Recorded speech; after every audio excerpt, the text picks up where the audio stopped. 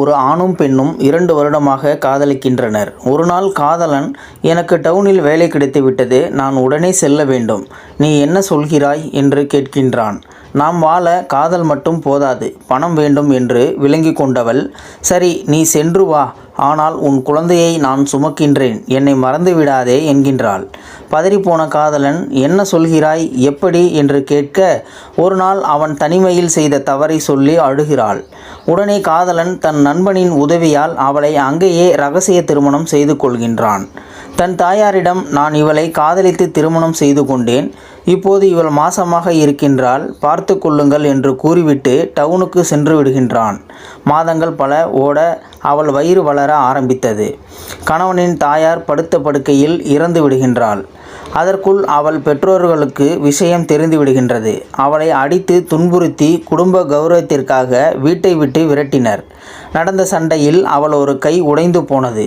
கை வலியோடு தன் கணவனை தேடி டவுனுக்கு செல்கின்றாள். டவுனில் விலாசம் தெரியாமல் பச்சை உடும்புக்காரி சோறு தண்ணீர் இல்லாமல் நடுரோட்டில் மயங்கி கீழே விழுகின்றாள்.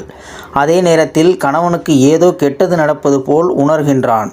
ஆமாம், இதற்கு பெயர்தான் காதல். உடனே கிராமத்தில் இருக்கும் தன் நண்பனுக்கு ஃபோன் செய்து எல்லாவற்றையும் அறிந்து கொண்டு ஆஃபீஸ் என்று கூட பார்க்காமல் ஆ என்று கதறி அழுகின்றான். நடுரோட்டில் விழுந்தவளை ஒரு தொண்டு நிறுவனம் பாதுகாத்து பிரசவம் பார்த்து எல்லாம் டிவி நியூஸ் பேப்பர் தகவல் கொடுக்கப்படுகின்றது. மறுபக்கம் கணவனும் அவனது நண்பர்களும் அவளை தேடுகின்றனர். 2 நாட்களுக்கு பிறகு இரவு 12 மணி போல் ரயில் நிலையத்தில் ஒரு பிச்சைக்காரி போல் அழுக்கு சேலையில் கை குழந்தையுடன் தன் கணவனிடம் ஐயா, என் புருஷனை பார்த்தீர்களா என்கின்றாள். சடார் என்று திரும்பி பார்த்தவன் ஐயையோ என்று அலறி அவளை கட்டிப்பிடித்து என்னை மன்னித்து விடுமா என்று கதறி அழுகின்றான். அப்போதுதான் அவளுக்கு தெரிந்தது அவன் தன்னுடைய கணவன் என்று. அவனை இறுக்கி அணைத்து எங்கடா போன என்று சொல்லி அழுகின்றாள்.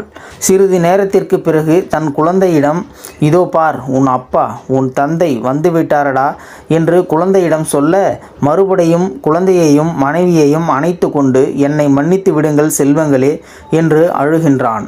அந்த பெண்ணின் உண்மையான காதலை பார்த்த நண்பர்கள் அத்தனை பேர் கண்களிலும் கண்ணீர் வந்தது. காதலித்த பெண்ணிற்கு குழந்தை கொடுப்பதில்லை ஆண்மை. அவள் சாகும் வரை நம் காதல் அழியாமல் இருப்பதே ஆண்மை.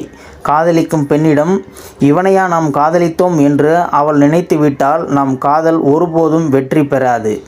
இந்த வீடியோ பார்த்துக்கிட்டு இருக்கிற நீங்கள் இந்த வீடியோ பற்றின கருத்துக்களை கீழே இருக்கிற கமெண்ட் செக்ஷனில் மறக்காமல் சொல்லுங்கள். இந்த வீடியோ பிடிச்சிருந்தா ஒரு லைக் பண்ணிக்கோங்க. இந்த வீடியோவை முடிஞ்ச அளவுக்கு மற்றவங்களுக்கும் ஷேர் பண்ணுங்கள். அப்படியே நம்ம சேனலை சப்ஸ்கிரைப் பண்ணிக்கோங்க. மறக்காமல் பெல் சிம்பளையும் கிளிக் பண்ணிக்கோங்க. நன்றி, வணக்கம்.